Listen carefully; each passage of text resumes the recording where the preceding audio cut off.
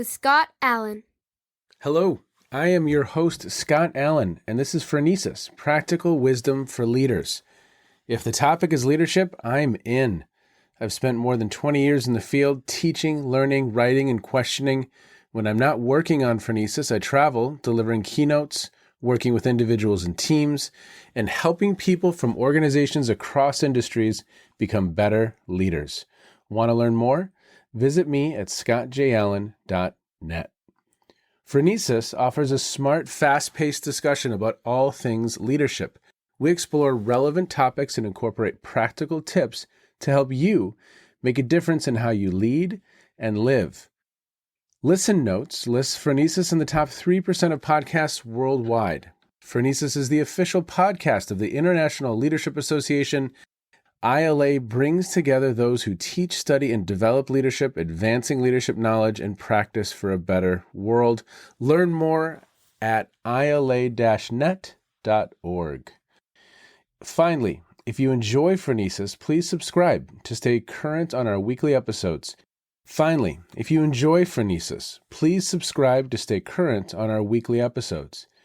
you find an episode that resonates, please share it with your colleagues and friends. And if you want more content, subscribe to my newsletter, The Leader's Edge. The link is in the show notes. As always, thanks for listening. And now, here's today's show.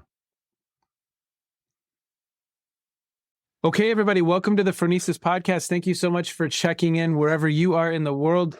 Today, we have a really fun conversation with a new friend. This is Sylven, and Les has just completed his Ph.D. We were talking about this before we got on. Can we call him doctor yet? We don't know.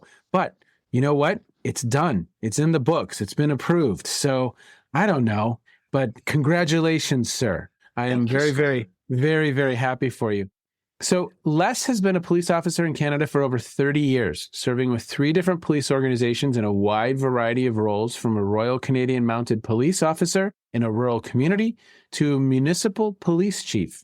During his policing career, he was actively involved in numerous public safety initiatives for which he was recognized by the Governor-General of Canada, receiving the Order of Merit of the Police Forces in 2020.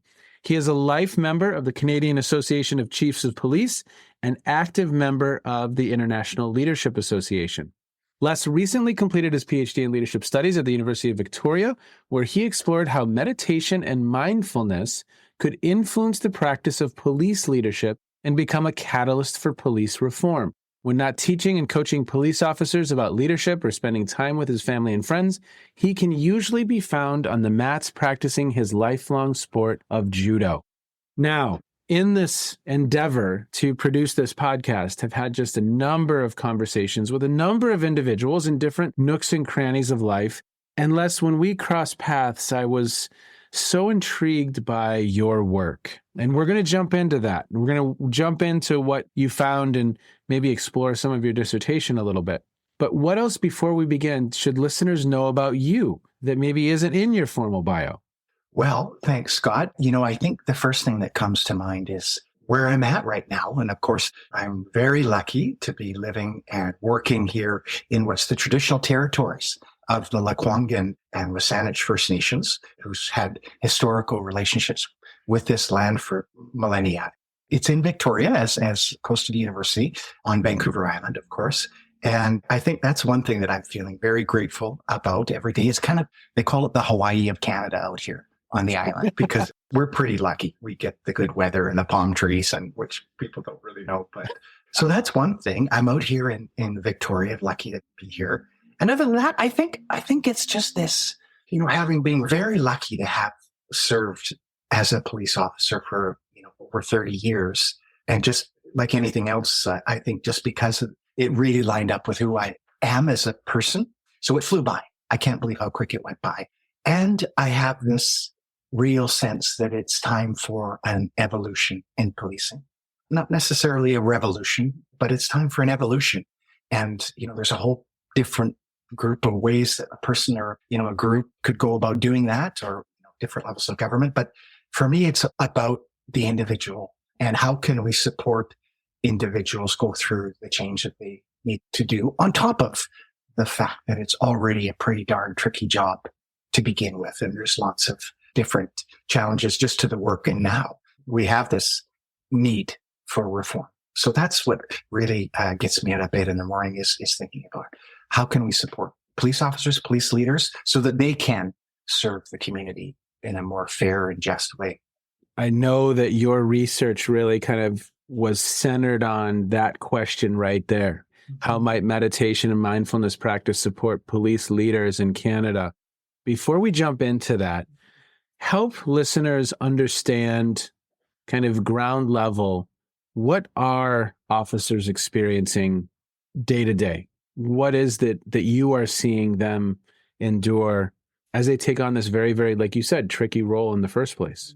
Yeah. It helps me to sort of organize it into two groups. So there's the operational challenges or stressors. That's kind of what everybody would probably imagine when you think about a police officer out there, on the street, keeping communities safe, doing what they do, and the stress that comes with that. And that's not too much of a challenge. Again, I reflect a little bit on my own experience. I mean, you see things that are very challenging and, your belief system gets tested really early on in that career as a police officer. So that's the operational side. But another way to view it is the organizational stressors.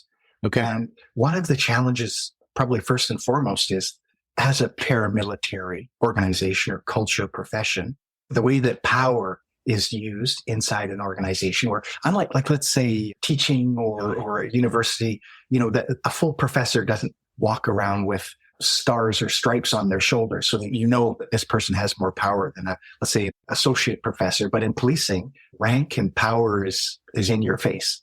And again, that is critically important when dealing with critical incidents where people are at risk and the community is, people get hurt or could be killed. There needs to be that clear line of authority. The challenge is that in policing, that's probably less than 10%, maybe even 5% of an actual day as a police employee is in a crisis, like a hostage taking or like a critical incident. But what seems to happen, the research says, and again, sort of through my experience, is that people get used to using the power of the rank. The outcome of that is the stress around abuse of authority and harassment and sort of these oppressive kind of approaches to leadership that tend to happen. And I know that in Canada here, of course, I speak from that experience, but there's been multiple inquiries and reviews and studies done on, how can we create more positive, psychologically safer police organizations? So kind of, I look at it that way, Scott. I look at it as, there's the operational stress, but most police officers, that when you're getting into it, that's, you're going to see some challenging things, but it's when you come back and you're inside the police station, when you have some stressors that originate inside that can be harder to handle. And that's where we start to get into things like moral injury. And inside a police station, your team, when you're out there, when it's about keeping the community safe or yourself safe. So you go home at the end of the day, but when you come back inside it and, maybe through some perceived poor leadership or supervision, you can experience what they're starting to really talk a lot about, the moral injury that occurs inside. First time I heard that concept was from an American Army veteran. And as I understood that concept, it was, I might be asked to do things that go against my personal value system that, again, I hold with me. So again, in wartime, you have an individual who's given a task and they implement that task, and we could go, wide variety of what that task could be, sniper to secure this location. But if I might carry some of that with me, if it moves against my personal value system. Is that how you're defining it as well? I am, and I'm adding a little something extra, and not me, but others that I've done research in this area. And that is also the moral injury when someone inside an organization fails you. So there is that part, which is, out there doing work that's, inherently difficult for you individually and your value system. But then also the other piece is that sold out or someone has not stepped up and done their job to support you. Okay. In particular, the leadership or the structure or the system, whatever it is. So it's the outside when you're on the road, and it's the inside, these kind of two stressors that seem to be where a lot of the research is done. And of course, they're not that simple. And if you're run down from going from call to call to call, or having to deal with some really challenging situations, you're going to pull that into the police station as well, and vice versa. If you're thinking about the poor way that you receive some feedback, or, didn't have a voice inside the police station about something, it can manifest itself in how you're treating the public at 4:00 in the morning. Yes. Okay. So you're at University of Victoria, you're studying leadership. I have to imagine that was a fascinating experience given what you've experienced over 30 years. What were some critical insights as you began exploring the literature and opportunities that you see? Well, what comes up for me when you say that, Scott, is that it was quite a challenging time to be a police officer in a university, in 2020. Okay. Well, I started in 2018, but again, it kind of ties into why we need police reform. And I believe the backbone of that is education. But it was, in Canada, we've had for the first time in probably 20 years, a reduction in police positivity, the community, the trust, and also confidence in the police. And so, I would be up there taking some classes as part of the early days, and at the same time, sort of wandering around, sort of defund the police and anti-police protests and whatnot that were going on in the university. So, and everybody knew I was, a police officer. And so that was interesting. And I think that was one thing that comes to mind when you ask that question, and trying to, understand. And also, it's clear what these situations that happened around the world that were horrible. And yet trying to also say, well, hang on a second. There is right now anywhere a whole group of men and women out there doing amazing things for you. So trying to balance that was kind of one of the things. But what I've heard this said before, and I love your show and I listen to it, but I've heard it said before. Someone said, research is extensively research. And so this was for me that when I came to the idea of what is it that I'm going to put my energy into here. And so it's definitely my own experience. And so I consider myself very lucky. When I was a young police recruit, trying to figure all this career out and sort of getting used to even wearing a uniform and walking around and people looking at you and, all this kind of stuff. I had a few experiences really early in my career that made me think I need to figure out a way to cope with some of these things that I'm experiencing.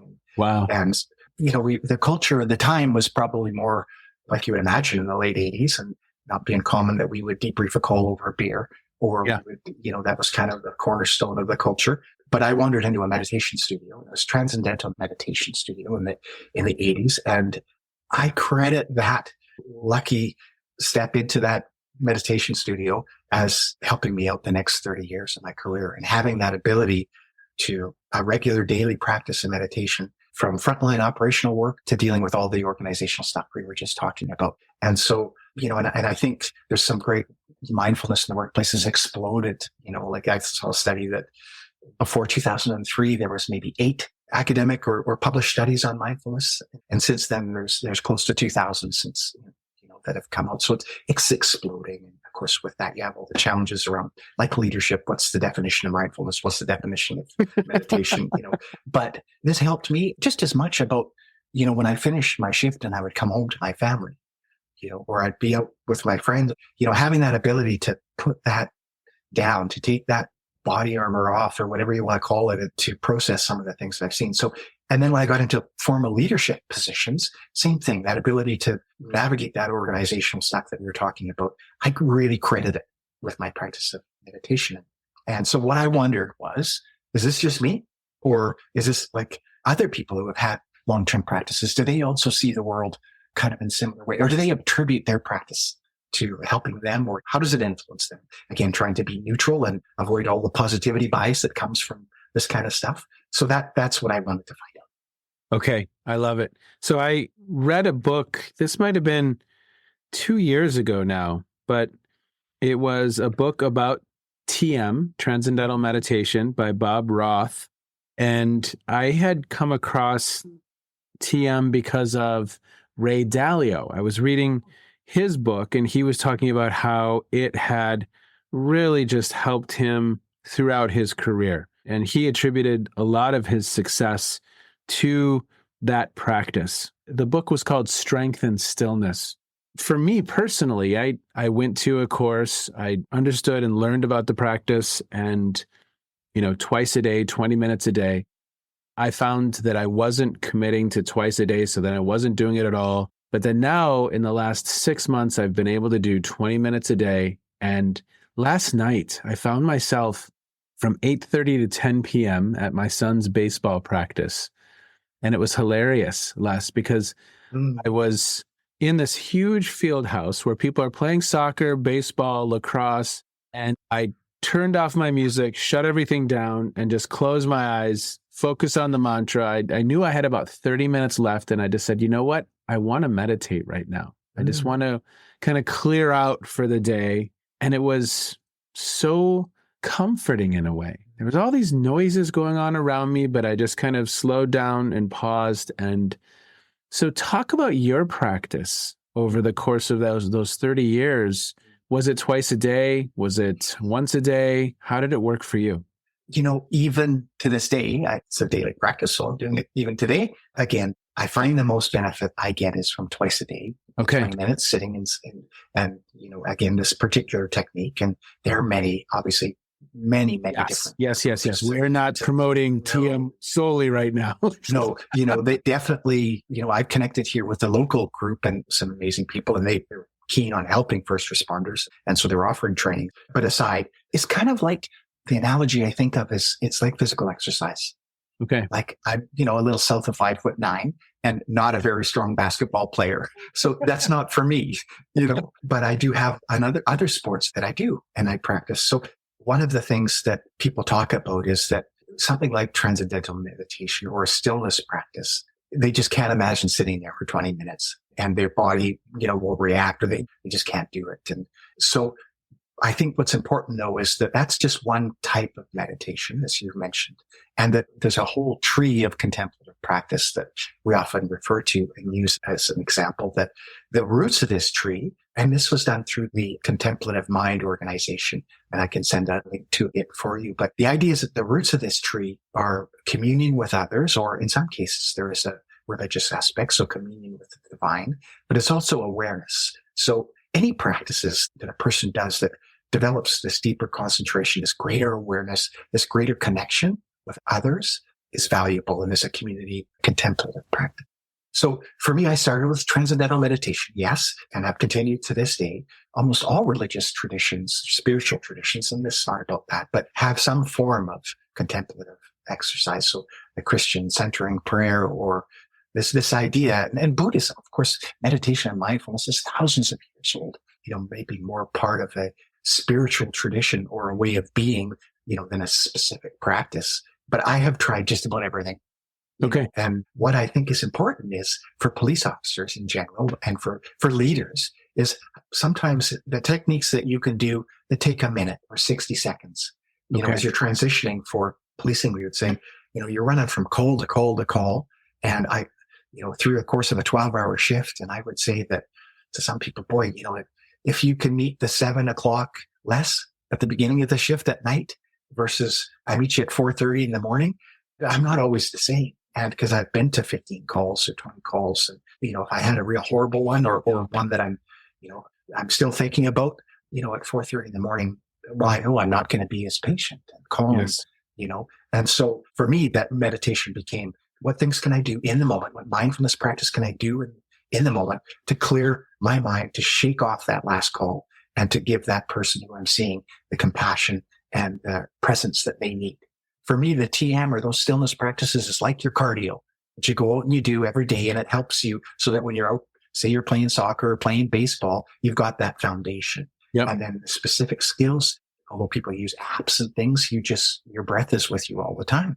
So that is something, there's, hundreds of different exercises just focusing on your breath. So, and the other thing is, maybe in policing, we have what's called the alert tone. So if there's a very critical incident that happens, you'll be driving around your police car or walking your beat or whatever, and the radio will go off with this really distinctive sound that wants everyone's attention. Something's happening. So focusing on that is that sound is an automatic trigger to take 4 deep breaths. And just to center yourself and listen to what's being said, because it's usually something very serious that you're about to find yourself in. So kind of the other way is to think about it maybe as yes, there's that formal practice, but there's also informal practice. And it's kind of like, I keep coming back to these parallels for the body and exercise for the mind. And Sure. some people say, I don't have a half an hour or 20 minutes twice a day to sit there. Exactly. And it's like me when I would sometimes say, I need an hour to go to the gym. I don't have an hour. I'm not doing it. You know? But just like with exercising the body, we could drop down right now and start doing some push-ups. We don't need to go to the gym. We could do some squats against the wall. We don't need that would be a podcast first. We could do some planks. We could do some leg lifts, or I don't know. I know we're both maybe a little more been around the sun a few more times. So maybe it wouldn't be very many of them, but we could do a few. But anyway, so it's the same thing. There's moments throughout the day for someone to do it. So that's kind of how it's changed for me. And then I had some roles that were quite high risk in my career. And those each, really, really brought the need for me to be able to control my awareness, my body. So, these were undercover for a number of years. And then also a part of the emergency response team, as mentioned, as a sniper on the emergency response. So there's times when it was critical to be able to stay calm. And that is how in the moment, those informal mindfulness practices, I credit for helping me be able to do that job okay.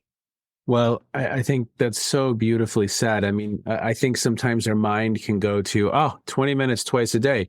Well, no, there's a suite, I imagine, whether it's a Calm app or whether it's just your breath or triggers that you had said the alarm goes off, or there's 4 deep breaths. So there's these practices that can help the individual in these very high stress moments stay present.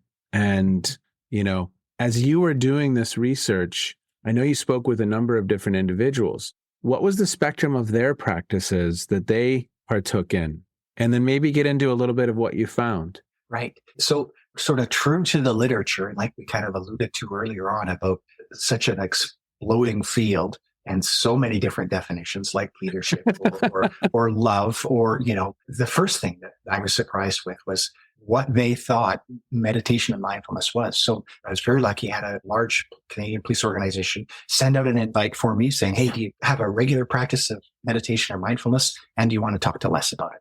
And so they sent this email out, and I ended up with about a dozen senior police leaders. And again, the focus for me has always been, how does this impact police leadership?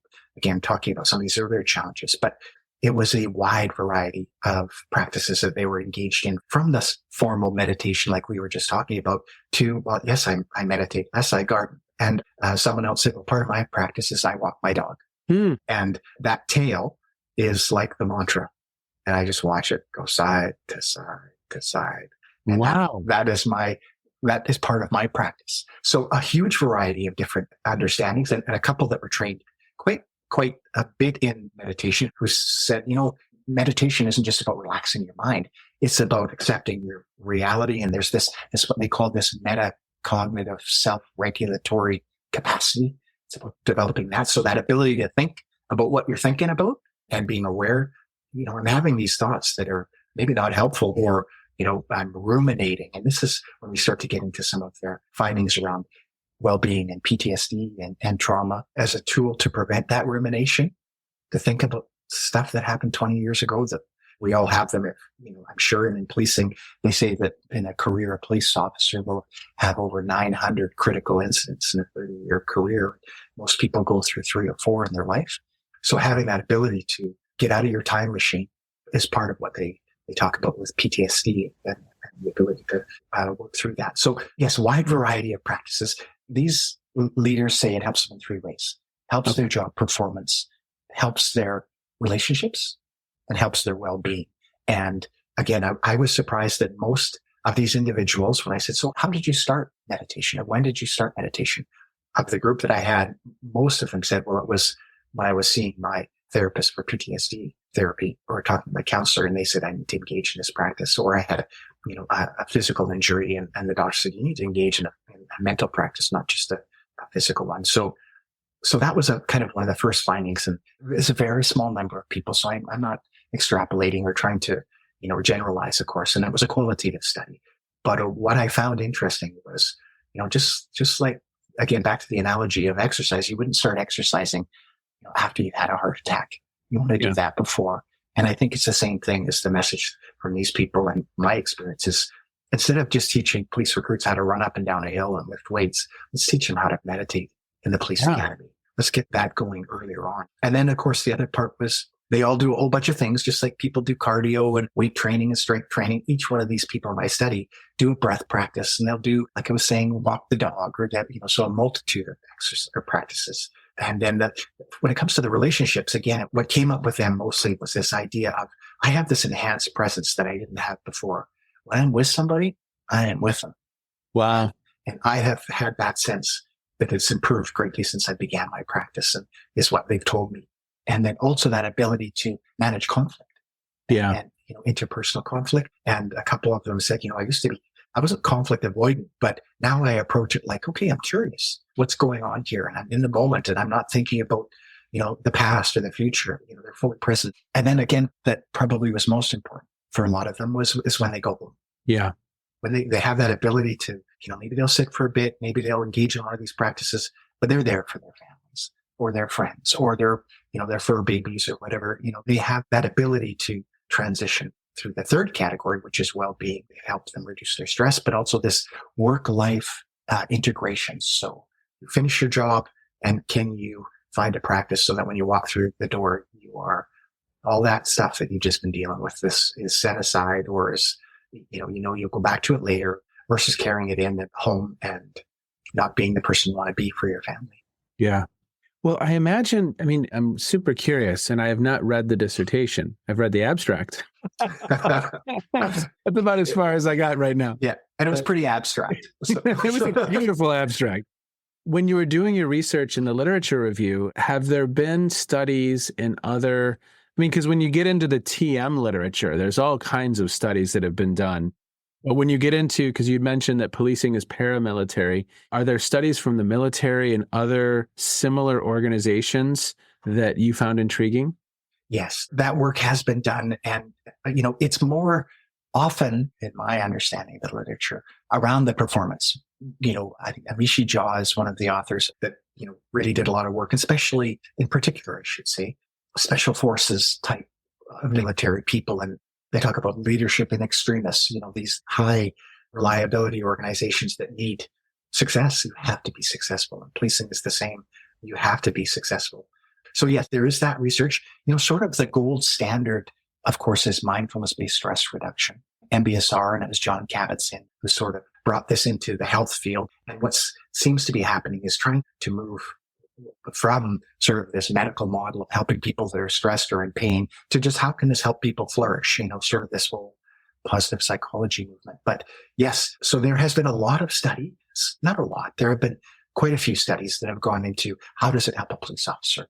Yeah. Or a firefighter or public safety personnel. What's very light in the literature is how does it help public safety leaders? Yes. And so the thing that I think is interesting is that in my profession of policing, everybody starts on the road.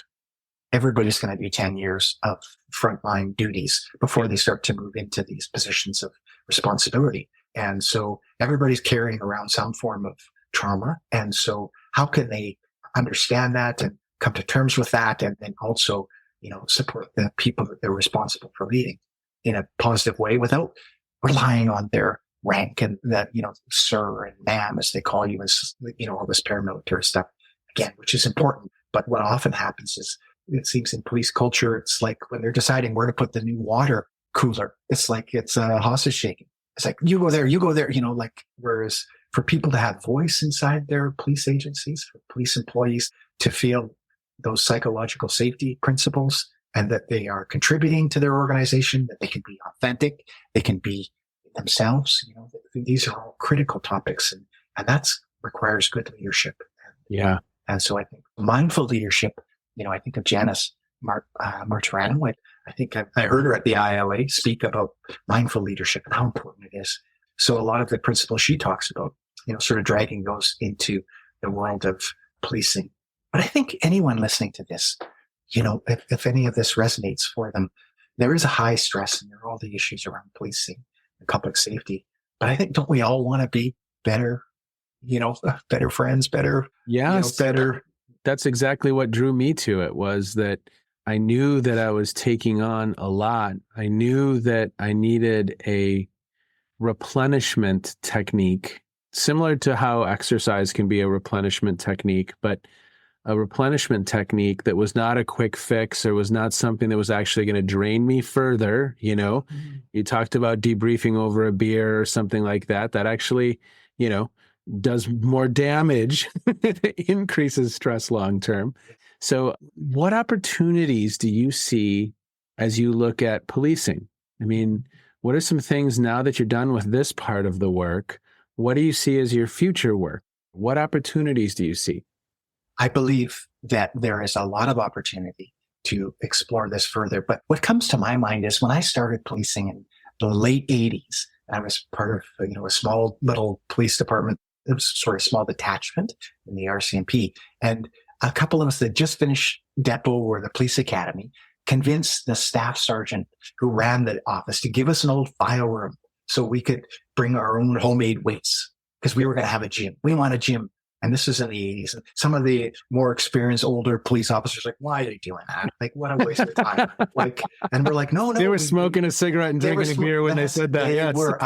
It was the late 80s and they were still smoking in the office. And, and there would be people that still, had been policing since the 50s.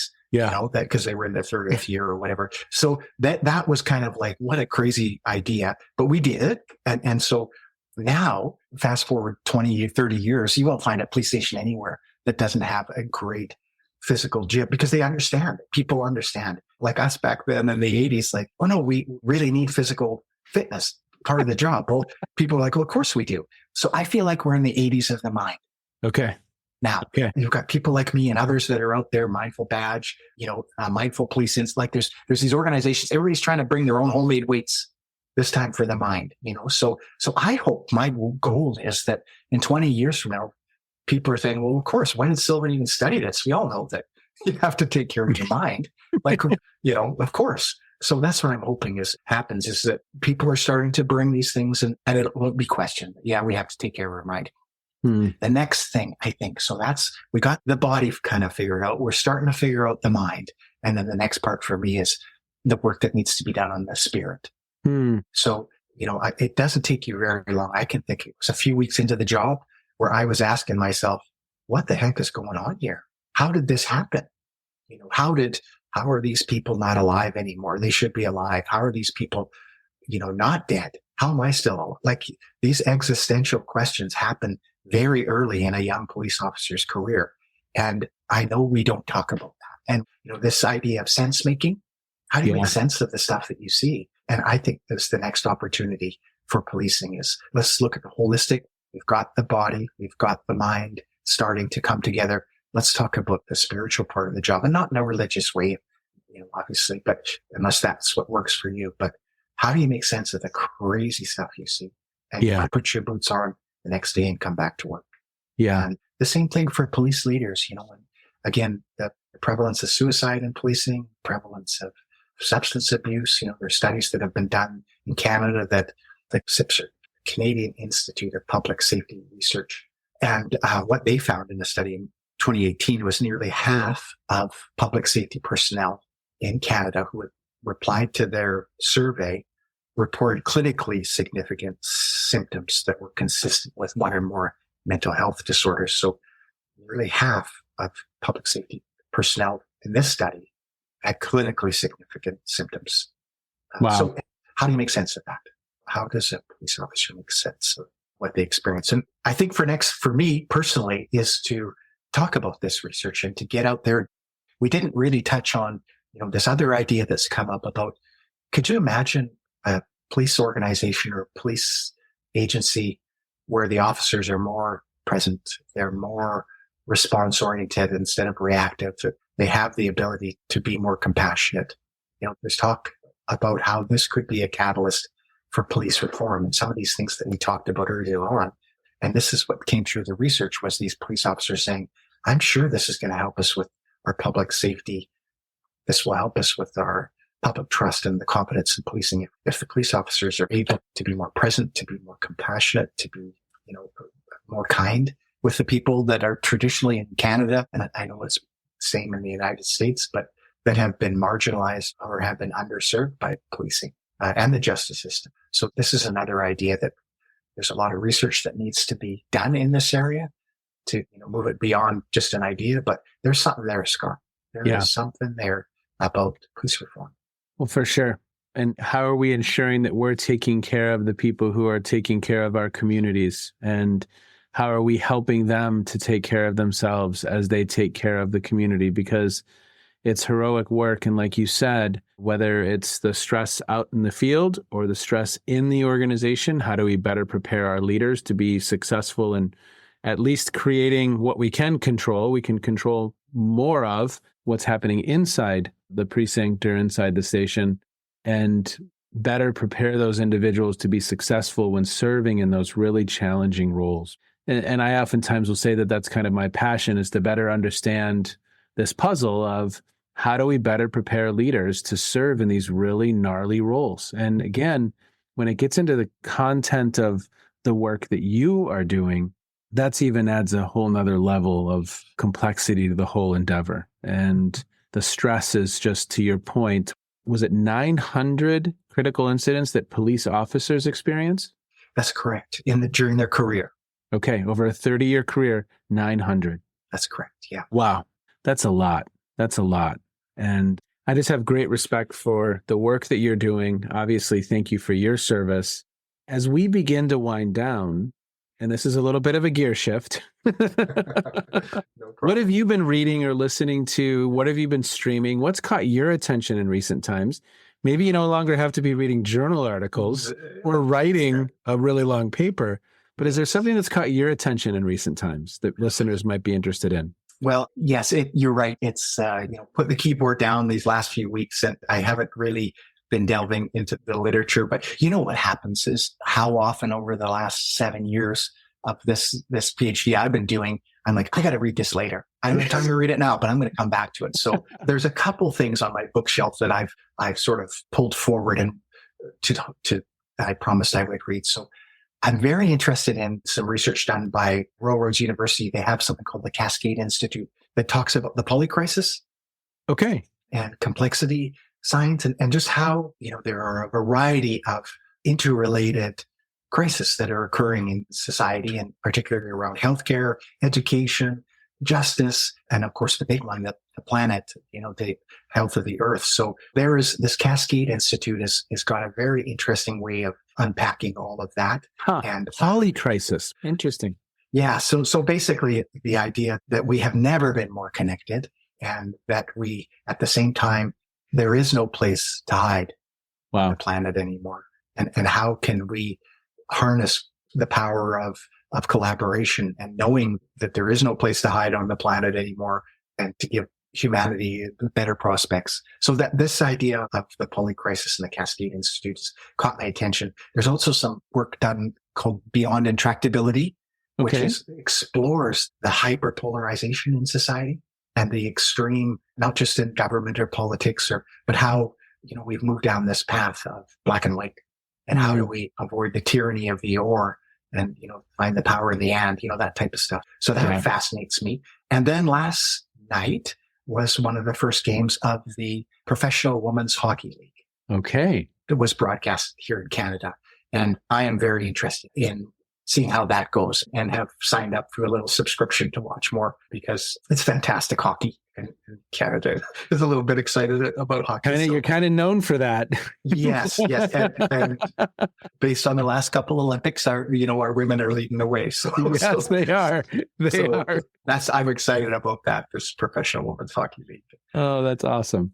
Well, sir, thank you so much for being with me today. I really, really appreciate the conversation. I know that listeners will have found this dialogue absolutely fascinating, and I just appreciate your work, and I appreciate your friendship, and keep it up. I hope to see you in Chicago next November. I'll be there, Scott. Okay. See you then. Okay, everybody. I hope you enjoyed that conversation. I found it just absolutely wonderful. Wonderful on a few different levels. I mean, if you are going to take on a position of leadership, you are adding stress to your plate. And if you are adding stress to your plate, what are you also adding? I almost think of it as armor. What armor are you adding to actually build your ability to navigate stress. They're called proactive strategies. For some, that's diet. For some, that's exercise. For some, that's close relationships or their faith or prayer. And this is one of those that you can try to help build up your resilience to stress, to navigate some of those intense situations that leaders find themselves in. Now, of course, Les is speaking about a job that literally just has baked into it those stressors. And how do we, in real time, help ourselves navigate those very, very challenging situations? So, Les, thank you for your good work. The practical wisdom for me, I just said it. Are you arming yourself so that you can navigate the stressors with a sense of grace, or at least more gracefully? As always, thank you so much for listening in. If you don't have November 7 through 10, Chicago International Leadership Association annual conference on your radar, please put it on there. And looking forward to that in November. And as always, if you like what we're doing, please share this with others and subscribe to your podcast platform of choice so that you never miss an episode. Take care, everybody. Be well. Bye-bye. You have just finished another episode of Practical Wisdom for Leaders with Scott Allen. To contact me, visit scottjallen.net or send me a note at scott@scottjallen.net. I'm also on LinkedIn, so let's connect. If you have feedback, I'd love to hear it. And as always, thank you so much for listening. And now here's my daughter, Emily, with the outro.